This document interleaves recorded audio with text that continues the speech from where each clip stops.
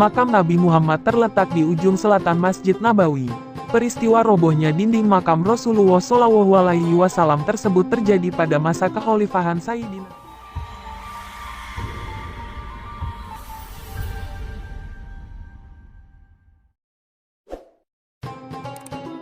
Assalamualaikum warahmatullahi wabarakatuh.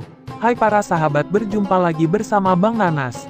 Dalam perjumpaan kali ini saya akan menceritakan tentang dinding makam Rasulullah yang pernah roboh. Nabi Muhammad adalah Rasul terakhir bagi umat muslim.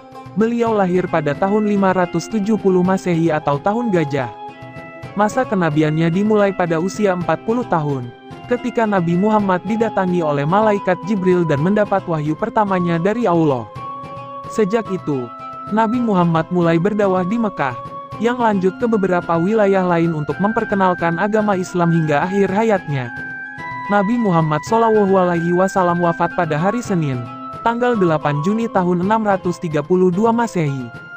Allah Subhanahu wa Ta'ala mengharamkan bumi untuk memakan jasad para nabi dan rasulnya. Jasad para nabi dan rasul akan tetap terjaga harum sampai hari kiamat.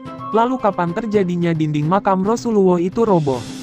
Baiklah para sahabat, ayo kita tonton videonya sampai selesai agar mendapatkan berita yang sebenarnya. Peristiwa robohnya dinding makam Rasulullah SAW tersebut terjadi pada masa kekhalifahan Sayyidina Khalid bin Abdul Malik bin Marwan.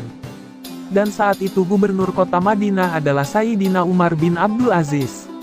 Imam Al-Ajuri meriwayatkan bahwasanya Khalifah Khalid bin Abdul Malik memerintahkan kepada gubernur Madinah kala itu, yaitu Sayyidina Umar bin Abdul Aziz, untuk meroboh rumah-rumah istri Rasulullah SAW yang telah beliau beli. Hal itu dia lakukan guna untuk memperluas Masjid Nabawi. Sayyidina Umar bin Abdul Aziz pun kemudian memerintahkan untuk merobohkan dinding kamar-kamar tersebut.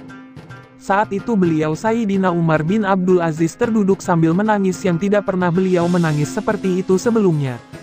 Ketika beliau sedang akan merobohkan rumah yang pertama, maka nampaklah ada 3 makam yang berada di dalamnya. Saat itu pasir, atau tanah yang berada di atasnya telah runtuh. Sayyidina Umar bin Abdul Aziz pun kaget dengan hal itu, lalu beliau sendirilah yang meratakan tanah makam tersebut. Kemudian ada seseorang yang bernama Roja yang berkata kepadanya, "Semoga Allah menjagamu. Jika kau sendiri yang melakukan hal itu, orang-orang pasti akan mengikutimu melakukannya. Lebih baik kau perintahkan saja orang lain untuk memperbaikinya." Roja berharap bahwa dialah yang diperintahkan untuk memperbaiki makam tersebut. Lalu Sayyidina Umar bin Abdul Aziz memerintahkan seseorang untuk memperbaiki makam itu. Orang itu kemudian menjalankan perintah Sayyidina Umar bin Abdul Aziz tersebut. Ketika dia membongkar pondasi kamar itu, dia melihat ada sepasang kaki yang nampak di dalam makam itu. Sayyidina Umar bin Abdul Aziz pun terkejut mengetahui hal itu. Orang-orang kemudian berkumpul untuk melihat apa yang terjadi. Mereka semua juga terkejut melihat apa yang mereka saksikan itu. Mereka melihat kaki yang nampak tersebut terlihat seperti kaki orang yang masih hidup. Mereka pun saling bertanya-tanya, sebenarnya kaki siapakah yang terlihat di makam itu? Lalu sebagian orang di antara mereka ada yang mengatakan bahwa kaki tersebut kemungkinan adalah telapak kakinya Rasulullah SAW, sebab kakinya masih terlihat seperti kaki orang yang masih hidup. Namun sayangnya tidak ada seorang pun yang mengetahui sebenarnya milik siapakah kaki tersebut. Hingga kemudian datanglah Urwah bin Jubair dan berkata, "Ini bukanlah kaki Rasulullah SAW. Ini adalah kaki Sayyidina Umar bin Khattab radhiyallahu anhu." Kemudian Roja menyebutkan bahwa makam Sayyidina Abu Bakar berada di tengah dekat makam Rasulullah SAW, dan makam Sayyidina Umar bin Khattab berada di belakang makam Abu Bakar As-Siddiq radhiyallahu anhu. Kemudian Sayyidina Umar bin Abdul Aziz pun memerintahkan agar makam tersebut ditutup dan dikembalikan sebagaimana sedia kala. Wallahu a'lam.